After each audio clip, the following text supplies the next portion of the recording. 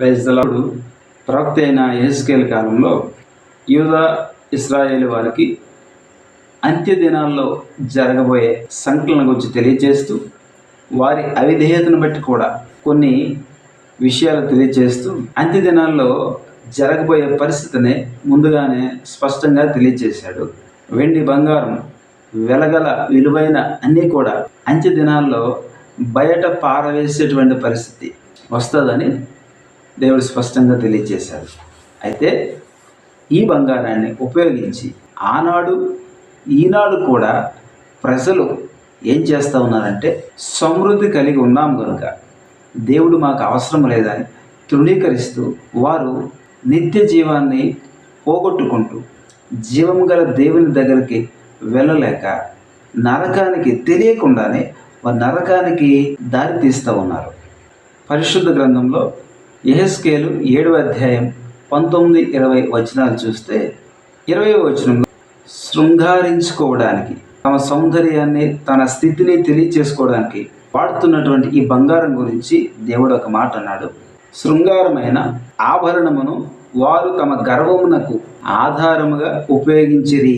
చూసారా, హేయమైన దేవతల విగ్రహములు చేసిరి గనుక నేను దానిని, అనగా బంగారాన్ని, అలాగే దానితో చేయబడిన ఆ దేవతలను దానిని వారికి రోతగా చేసేదను అని దేవుడు తెలియజేశాడు.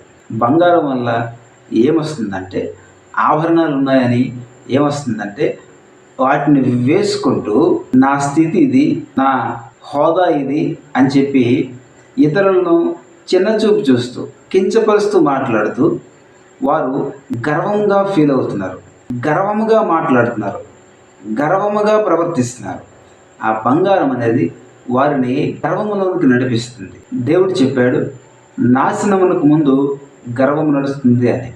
సో గర్వం అనేది ఏ వస్తువు కారణంగా కూడా మనకి రాకూడదు.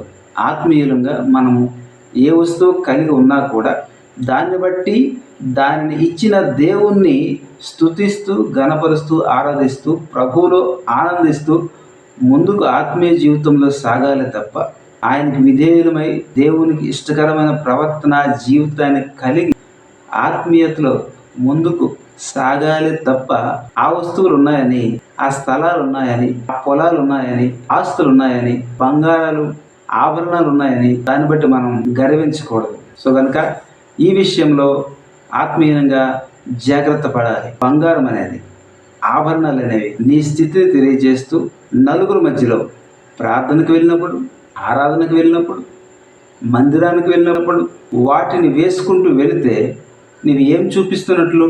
నా దగ్గర ఇవి ఉన్నాయి, నా స్థితి ఇది, నా ఉన్నతమైన పరిస్థితి అని చూపిస్తున్నావా? లేదా నా దగ్గర ఉన్నాయి కనుక నీ దగ్గర ఏమీ లేవని చెప్పడం కొరకు వేసుకుంటున్నావా? ఆభరణం అనేది గర్వంలోకి నడిపిస్తుంది. ఈ విషయంలో మనం చాలా జాగ్రత్త పడాలి. చాలామంది నా స్థితి ఇది, నా ఉన్నతమైన స్థితి ఇది అని చెప్పుకోవడం కోసం వేసుకుంటారు. అలా ఎప్పుడూ మనం చేయకూడదు.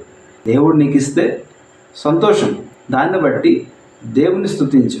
అంతేగాని దేవుని పోలికలో చేయబడిన మనుషుల్ని, సహోదరులని, సహోదరీలను ఎన్నడూ కూడా కించపరిచి, చిన్నచూపు చూసి, తక్కువగా చేసి మాట్లాడకూడదు. దేవుడు వినయము, విశ్వాసంలో బలపరిచి అటువంటి మంచి కృపలో మనల్ని నడిపించును గాక. ఆమేన్.